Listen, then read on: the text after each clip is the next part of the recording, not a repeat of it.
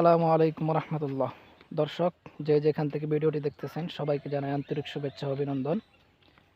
সবাই আশা করি ভালো আছেন। আলহামদুলিল্লাহ, আপনাদের দোয়ায় আমিও ভালো আছি। আজকে আমরা আসছি আমাদের গাজীপুর শ্রীপুর বর্মি বাজার থেকে উত্তরে, এটা হচ্ছে বরকুল মরলপাড়া গ্রামের প্রত্যন্ত অঞ্চলের ভিতরে। আপনারা দেখতে পাচ্ছেন যে একটি রাস্তা, এটা কিছুদিন হচ্ছে পাকা হয়েছে, নতুন রাস্তা। এই রাস্তার পাশে এই মসজিদটা দেখতে পাচ্ছেন আপনারা, দেখেন এত সুন্দর দেখতে মসজিদটা, যা আল্লাহর ঘর এত সুন্দর দেখতে।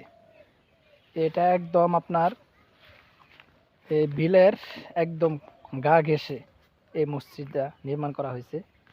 এই দৃশ্যগুলো এত চমৎকার, তার পাশেই এই মসজিদটা দাঁড়ানো রয়েছে। মানে এই দৃশ্যটা আসলে খুবই সুন্দর। বেলের কারণে আপনার দেখাতে পারছি না পুরোপুরি। এই দেখেন, খুবই ছোট্ট একটি মসজিদ, কারণ গ্রামটাও ছোট, এই কারণে এই মসজিদটাও ছোট। আর মসজিদের বাহির অংশটা যেরকম দেখতে, ভিতরের অংশটা আরও চমৎকার দেখতে। আপনাদেরকে এখন ভিতরে নিয়ে যাব, আপনারা দেখেন যে যেমন বাহির থেকে যেমন সুন্দর লাগছে তার থেকেও বেশি সুন্দর এই মসজিদের ভিতরে জায়গাটা আপনারা দেখায়, দেখতে থাকেন।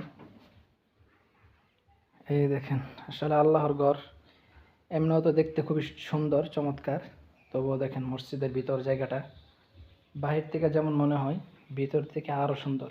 এই দেখেন মসজিদের ভিতরের অংশটা খুবই সুন্দর। যারা যারা ভিডিওটা দেখতেছেন সবাই লাইক কমেন্ট করবেন। এই দেখেন কত সুন্দর দেখতে মসজিদটা, বিলের পার, মসজিদটাও খুব সুন্দর লাগতেছে।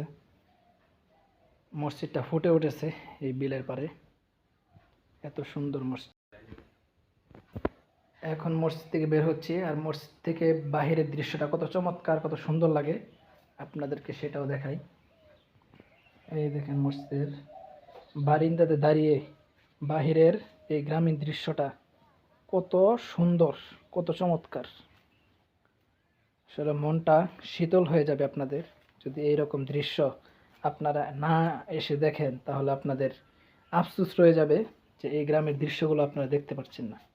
তাই আপনাদেরকে এই ভিডিওর মাধ্যমে আমাদের এই গ্রামের দৃশ্যগুলো আপনাদের মাঝে তুলে ধরলাম।